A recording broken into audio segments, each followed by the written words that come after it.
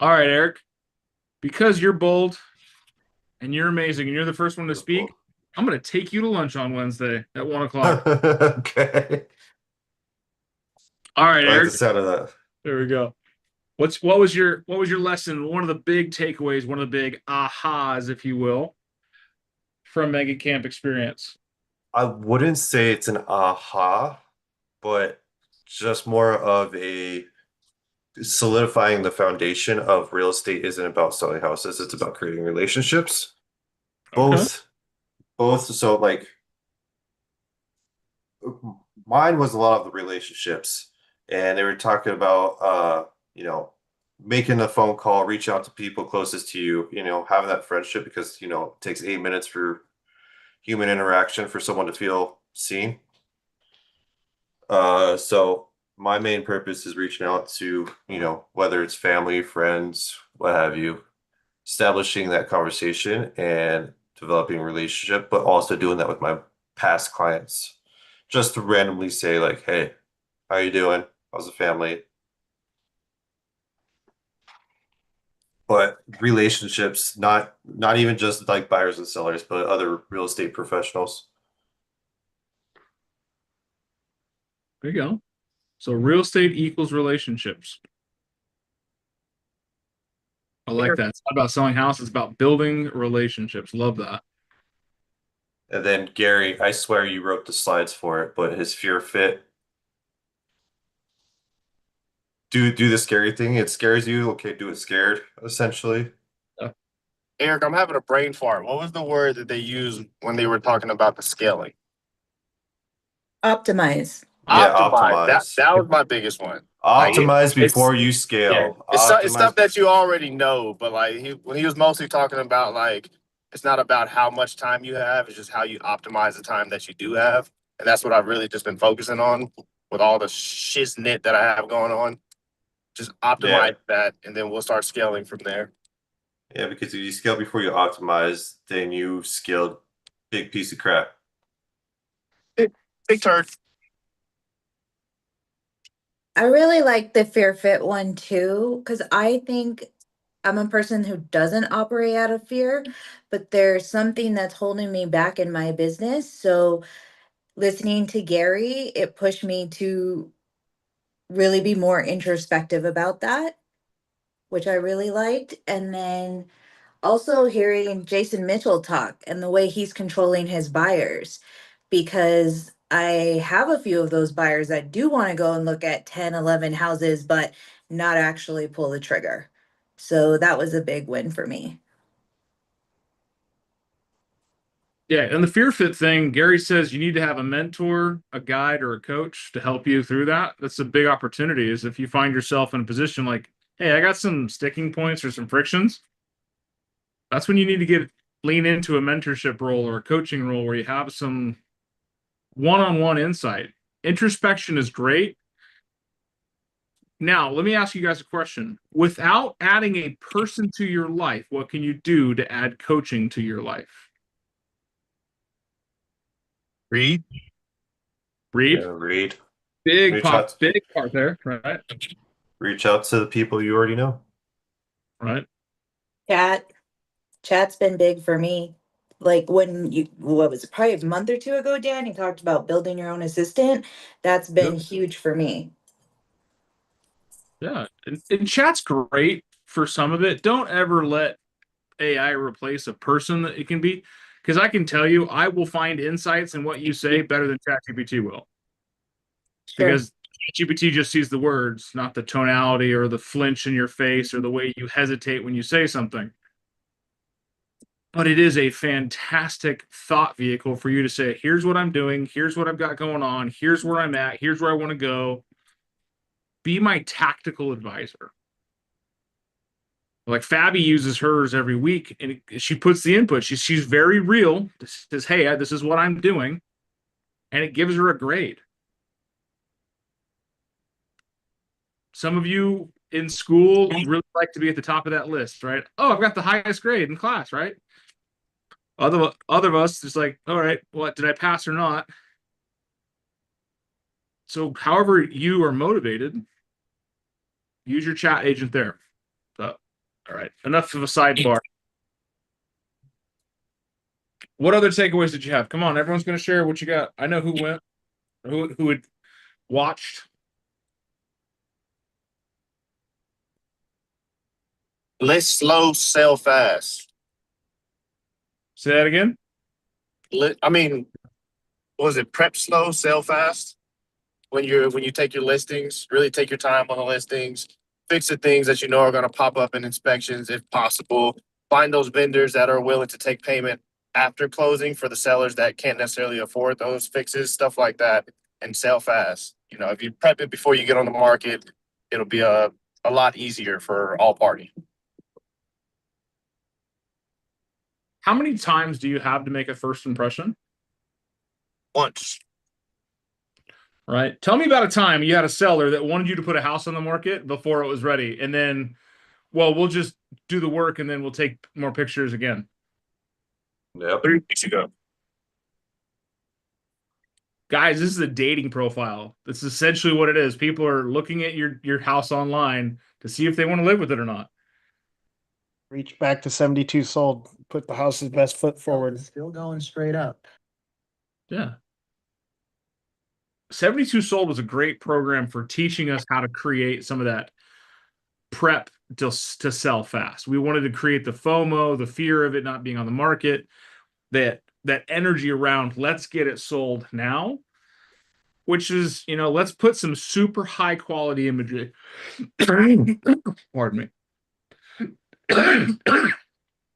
And then in that imagery, we want to have a super captivating caption.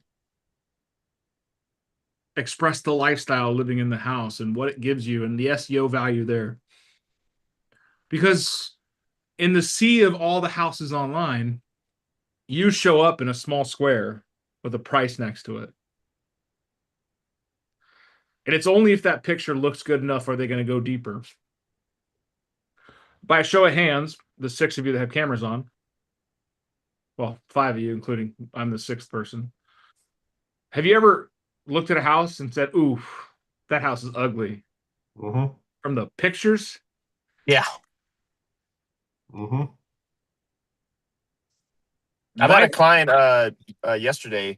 They didn't want to see a house. Like, it's on this list just because the pictures are freaking terrible. Like, Yeah, god awful pictures. but it shows better in person. Then get it to be a better picture. But I'm huge on that. Like when Mikey and Cassie's now seeing it too. When we do listings, we want to do a lot of work on the house before it goes live that sellers don't want to do. And it's simple shit like clean up the yard, pick up the trash, move this, throw this away, paint this, fix that. Because I don't want my potential buyer pool to look at it and go, gross.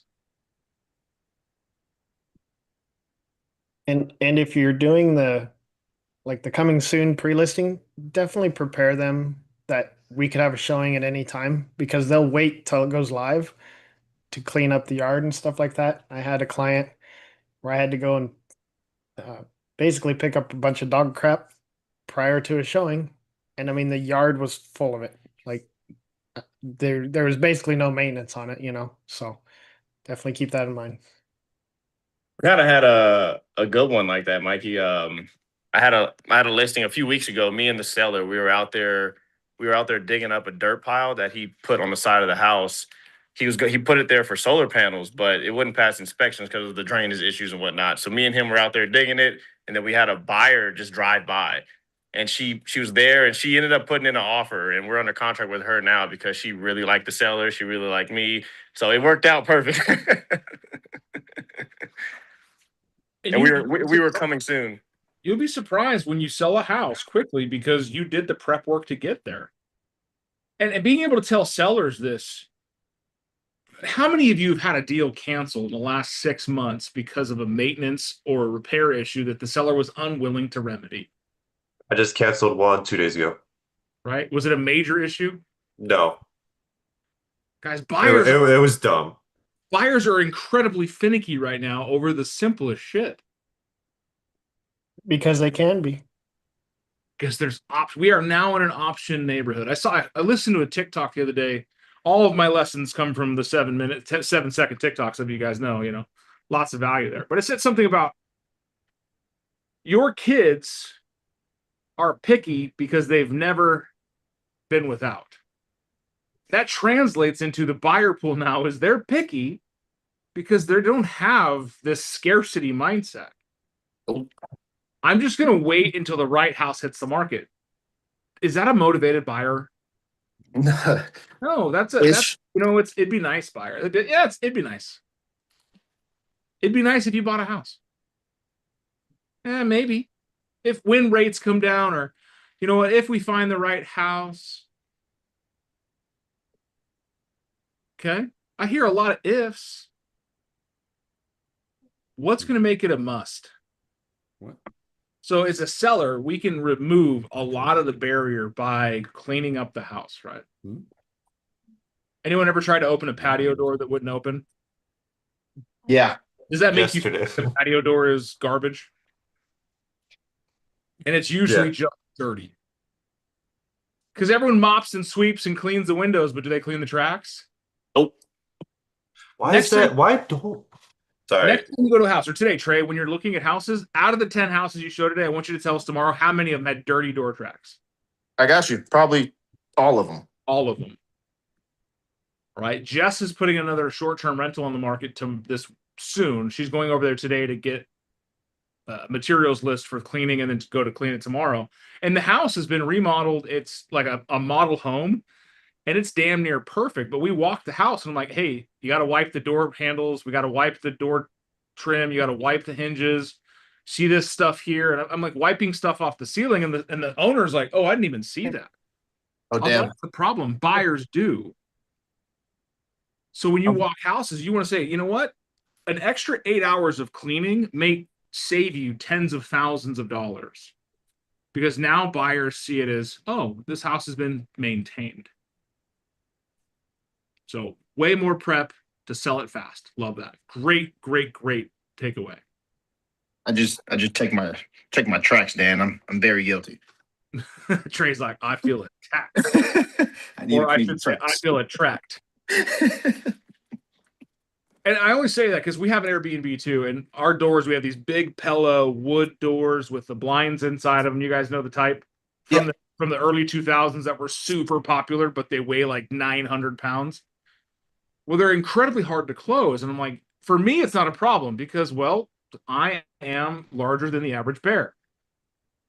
However, we have old ladies staying at the house. They're like, we can't open the patio door. I'm like, why can't you open the patio door? Just pull on it.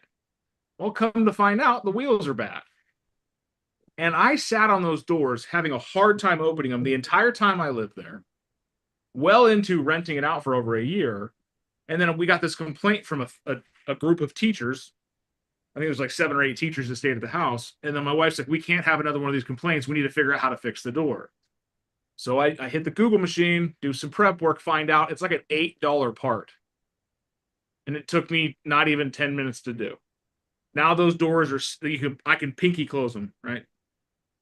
And it makes it feel so much more put together and luxurious and well taken care of. So when you're selling a house, talk to your sellers about this. Do the windows open and close?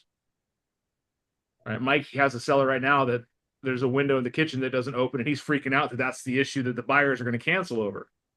Well, and fix it. Like, it's that simple. But it's stuff like that's what buyers are going to see. And sometimes we live in a house or our sellers live in a house so long that they've become blind to the issue. So a lot of prep goes into fast selling. And then on top of prep, price. I think it also that brings us back to asking those questions of what's important, or if in the case of a seller, what can you think of that's been a hindrance or a problem with the home? Because like Dan said, they become blind to it, but it's probably on their mind.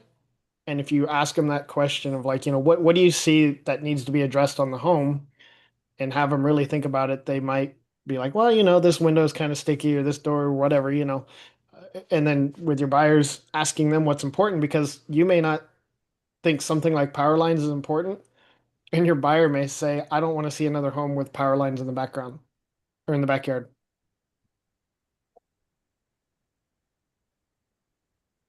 Emily Erickson has a $900,000 listing, and there's one of those giant metal, like 2 foot wide poles, 6 feet from the fence in the middle of the pool backyard. Oh shit. Like, that's your view from the backyard. Talk about $1 million view ruined by a utility line. When they bought that house and built that house, that power line wasn't there.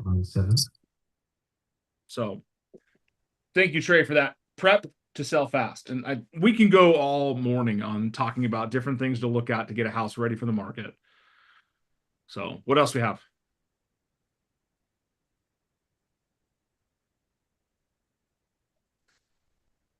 Cassie, I know you went. I did. So my big takeaway was realizing how much my current database is lacking and how much I need to actually talking about optimize that before I focus on anything else and make sure I'm consistently following up with the people that I do have. Yeah, don't you have like I don't know, 4,000 people to talk to? I have quite a few, and I also have past closings and 9 years of real estate experience that I should actually be following up with in a better way. Flora McNally's presentation, she uses a Google Sheet and a form that she actually sends out to people before she's even willing to talk to them. And she says everybody does it. So we think that they wouldn't. And that's one of the things we talked about in Mastermind was how simple that is. And you hear that and you don't think that people would do it, but most people will. Yeah. Yeah, that guy was talking about the jot form that he sends out, and it just automatically goes out to potential clients and has them answer certain questions. I thought that was such a good idea. Same.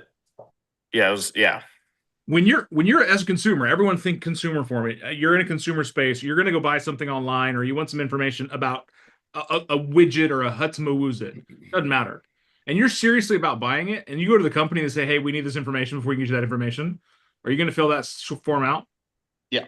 That makes you a legitimate buyer. But if you're just browsing, are you going to put the information in? Nope. No. So that itself creates the gate to serious or not. Love that. So when are you going to put it into play? I'm gonna work on it today. There you go. All of these ideas, all of these things we brought up are fantastic things. Ask yourself the question, when? When am I going to start doing this? When am I going to implement these things? When am I going to start thinking differently? Where is the line in the sand that we're going to step over? I'll tell you that I have been to conferences and I have notebooks on my desk, and then I've scanned them into my hard drives. I have thousands and thousands of great ideas that were amazing to hear. Like, oh, that's a great idea that nothing has ever come from. They say knowledge is power. Well, I must be the most powerful person in this office. You guys, I'm the only one in the office right now. So, but it's not knowledge being powerful. It's the application of knowledge. It's doing that is the impact, the action, not the understanding. If I know how important relationships are in real estate, that's fantastic. But if I don't act on it, if I'm not arrogant, I'm not making phone calls randomly to the people that matter in my life, am I ever going to make a connection? No. I may know how important a database is, but if I'm not creating the Google Sheet or the Google Doc that captures that information so that I can use it for furthered follow-up, like Cassie's talking about, is it going to benefit my database? We are not hoarders of information. We are not here to collect. All right. Oh, I have 7,000 people in my database and 4,000 emails. When was the last time you sent an email to your database? Never. When was the last time you called your DTD2? What's that? All right. Collecting No, this isn't Pokemon cards, right? We're not waiting to sell these clients in 10 or 15 years from now when they get rated a PSA 10. Gotta catch them all. Gotta catch them all, right? I have a person in my database of every letter. No, get out of here. Knowledge without action is infotainment.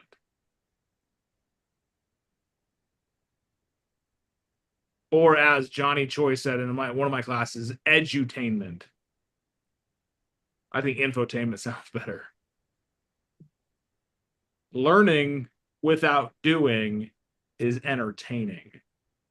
Learning for the sake of growing is an opportunity to be better. All right, we have time for probably two more. I like the setting expectations from the get-go, from the very beginning. Yeah. I can't remember. We just joined with them, or they just joined with Keller Williams. I can't remember the speaker's name. But he was talking about buyer and setting, like when you have the appointment, setting expectations, like, hey, we're gonna go look at 8 properties, and we're gonna, if we find one we like, we're gonna submit the offer on that. And you start with the worst and then end with the best. But setting expectations ahead of time with your client. Level set expectations so you can anchor back to them.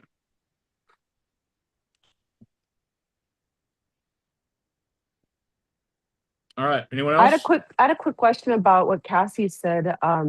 Is there a way to get that a form like you were mentioning? He said he made it on Jot form. Yeah. I don't know if we have a 1-page on it, but I put the 1-page link in our WhatsApp group chat, so check that. Perfect. Thank you. Okay. Anything else? I got some to just rattle off to you. Just some highlights. Despite historic challenges like interest rates being higher than they have been since 1979, is real estate still being sold? Yes, every day. Is there enough real estate being sold for you to live the life that you want to live? Definitely. 100%. What are you missing?